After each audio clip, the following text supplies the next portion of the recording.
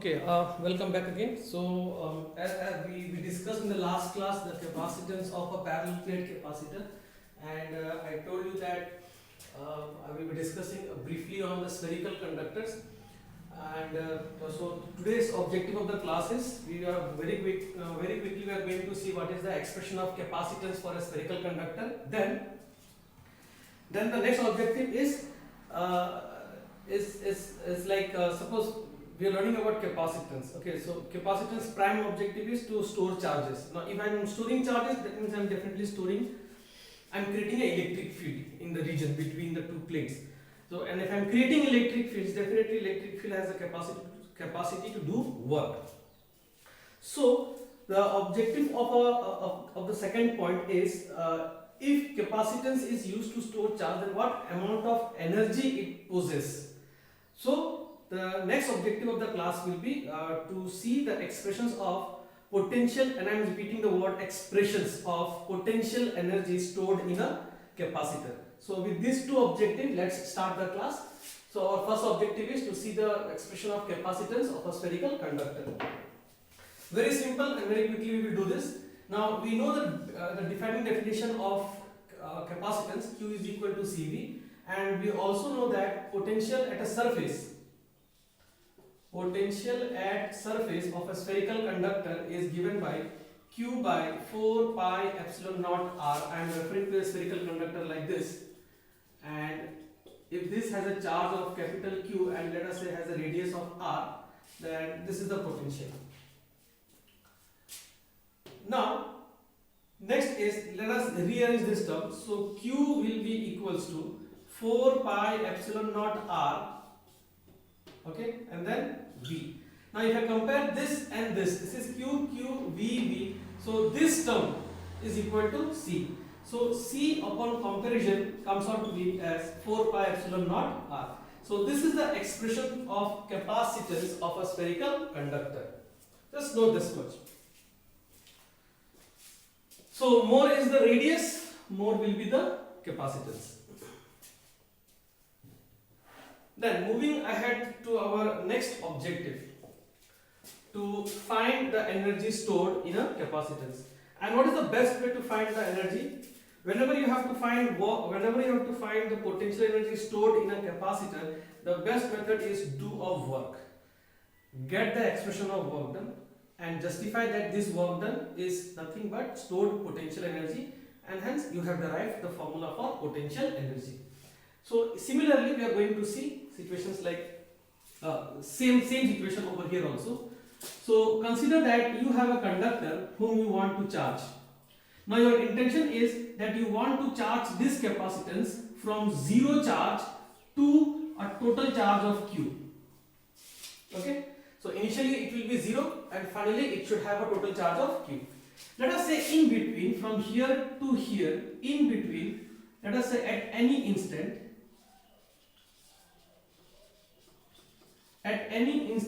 this conductor has a charge of Q, small q. And when it possesses a charge of small q, let us say at that instant, it has a potential of V. Okay? And knowing the formula of capacitance, I can write the charge is equal to capacitance times V. Agree? Now when it has a potential of V, let us say at that instant I am adding some extra amount of dq charge to it, a small charge. Okay? When the potential is V, allow me to add a small charge dq. Now if you remember the work done formula is the charge which you are moving, and this is your potential difference, V final minus V initial. So what is the potential at that of this conductor? The potential of this conductor, and I am bringing this dq from infinity. Remember, I am bringing this dq from infinity. So from infinity, if I bring it here, infinity potential is 0, and I am bringing to a potential of V. So what is the change in potential? Change in potential will be is equal to V minus 0. And how much charge I am putting? The charge which I am putting is dq. Correct? And hence this will be a small work done called dW. Okay? So if I am adding a small charge dq, so the work done will be dw.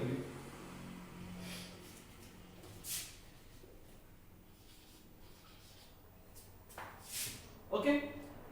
Now, in order, remember our intention. My intention is to charge it from 0 to capital Q. Now, in order to charge from 0 to capital Q, what we are going to do? We are going to first arrange these terms over here as V times of dq, and then let us put the value of, from this equation, let us put the value of dw V as Q by C into dq, where Q is equal to C times of V. So using this expression, I am putting the value of V as Q divided by C. Okay, that is Q, that is V equals to Q by C. So I am putting over here. Now we have got an integral form now, which we can integrate very easily.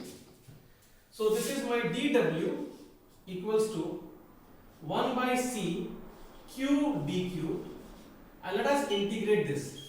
So when the charge was 0, work done was 0. When the charge has taken a value of capital Q, I have done my complete work of W. So integral of dw is W with boundary condition from 0 to W, that is equal to 1 by C Q dq. Q dq means, remember, the power of Q here is 1. Okay, the power of Q here is 1. So if I apply the integral formula, if you remember the integral formula of x n dx, the formula says x n plus 1 divided by n plus 1. So if I use that formula over here, I will get this one as q1 plus 1 divided by 1 plus 1, and boundary from 0 to q. And this will become w minus 0 equals to 1 by c. 1 plus 1 becomes 2, this becomes q square. So you will get q square by 2 with boundary from 0 to q. So this becomes w is equal to 1 by c. Put the upper boundary if you put, you will get q square by 2 minus 0 square by 2, that is 0 again. So what we have got, this implies work done, what I have got here is q square by 2c, and this work done will be stored in the system in the form of potential energy. So that is the expression of potential energy, q square by 2c. But in the beginning I told you we have to see the expressions. Okay, so we are going to slightly rearrange the terms over there to find two more expressions of potential energy.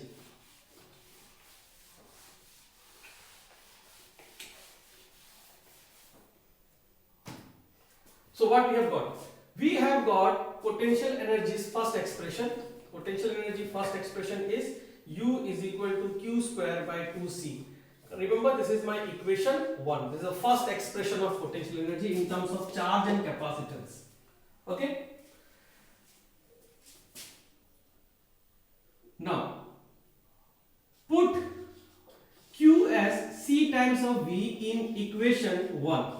So my U will be equal to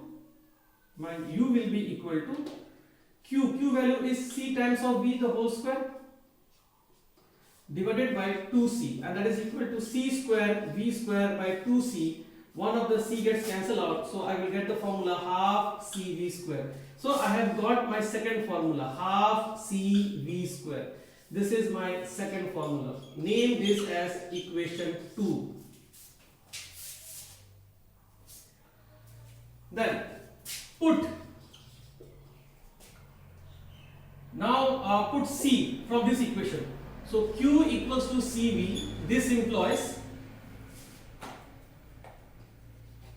Q equals to CV. So this implies C equals to Q by V. Put in equation 1. If I put this in equation 1, so my equation 1 will be equal to U Q square by 2C. So you will get Q square by 2. And what is the value of C? C you have to put as Q by V. And this is V goes to the top, it becomes Q square capital V by 2Q. One of the Q gets cancelled out, so you will get half times of Q into V. So I have got my third expression, U is equal to QV. So I will write all the three formulas over here.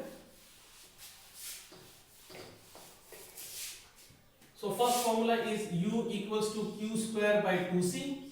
Second formula is U is equal to half CV square, and third formula is half times of Q into V.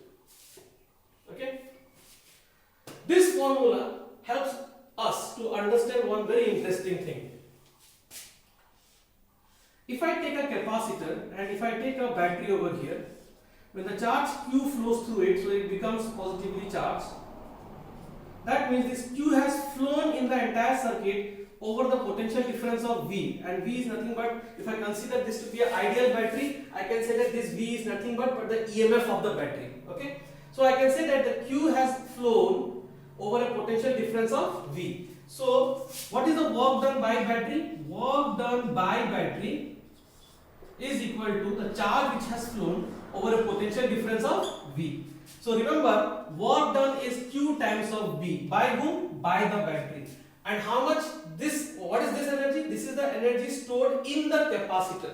So what we are getting here? What we are getting here is, whatever work is done by the battery, half of that is stored in the capacitor and half is lost. It gets lost in the form of heat and spark, but that is not the main part. The good part is, unlike resistance, we are able to store at least half of the work done by the battery. That is more important here. Okay, so whatever work is done by the battery, half we can store in the capacitor. Okay, so that's very important here. Remember, whenever it comes for the work done by the battery, use this formula right away, and exactly half of this is stored in the potential, is stored as potential energy in a capacitor. Next, the last part is,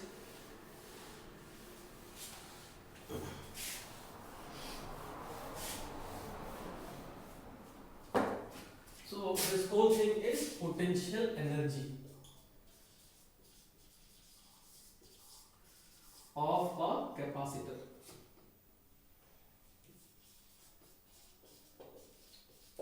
Okay.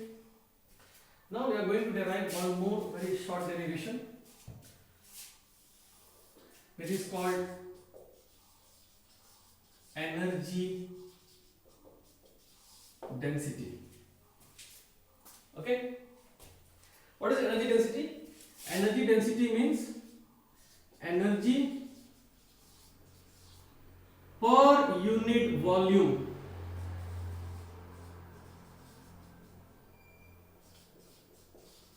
So whatever energy we have got, potential, we have to divide that by volume. So let us talk about the parallel plate capacitor. So if I consider a parallel plate capacitor, this plate area has an area of A, and the two plates are separated by a distance of D. So what is the volume between the space of these two parallel plate capacitors? So if I put this as positive, positive, positive, positive, negative, negative, negative, negative, so there is an electric field between them. This electric field will be in a volume of, what will be the volume? Volume formula is area multiplied by length, area of cross section multiplied by length. So volume is area into D. This is the volume between the two plates where the electric field exists. And what is my formula for U? U formula is, let us take this one, half CV square. So let us take half CV square. Now this is energy stored in the entire capacitor. Remember, I don't want to find, now I want to find energy per unit volume. So how will I get this in terms of volume? Let us first simplify this first. So half C, from the previous class, I can write C as epsilon naught A by D for a parallel plate capacitor. This is the value of C. V I can write as E times of D, electric field multiplied by distance. What I am using here, that is C is equal to epsilon naught A by D for parallel plate capacitor from the last class. And if you remember, this is the formula, E equal to minus dV by dr. Remember this formula? For uniform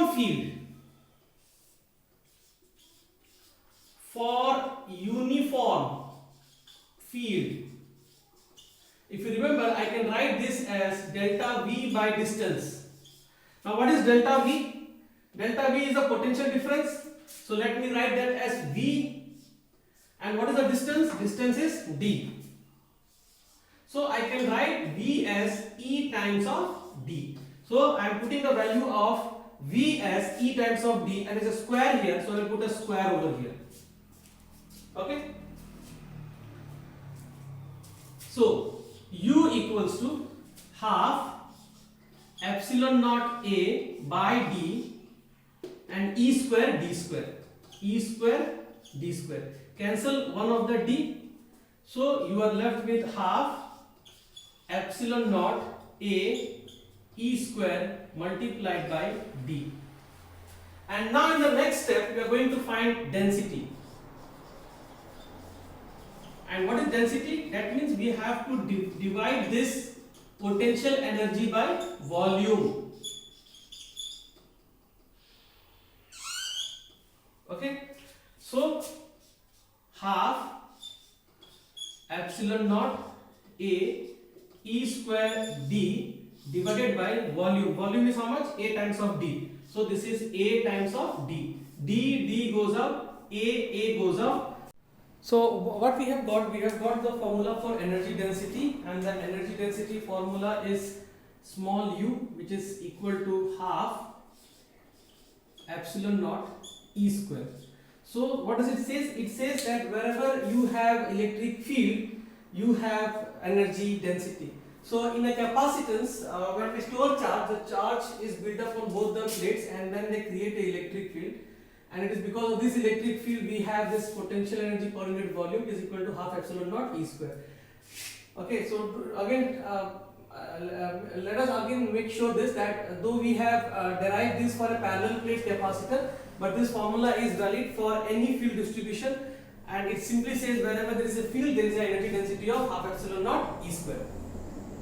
Because these are all 1 marks question. Generally the 1 marks questions are like this, like in electric, in capacitance, what is the form of energy, in which form the energy is stored. So the answer is energy is stored in the form of electric field. Also they ask one more question, that what is the net charge on the capacitor. So net charge on the capacitor is 0, plus q minus q, so net charge on the capacitor is 0. But because of plus q and minus q there is a field, so because of that field we have some energy density. Okay. So that's it. So this is what we have derived for today's class, and in tomorrow's class or in the next class we are going to see what will happen if I fill the gap between the two capacitors by a dielectric, not completely but partially. So that is the next derivation, and then we will go for series and parallel connection. And that's it for today. Stay updated with the syllabus. Thank you.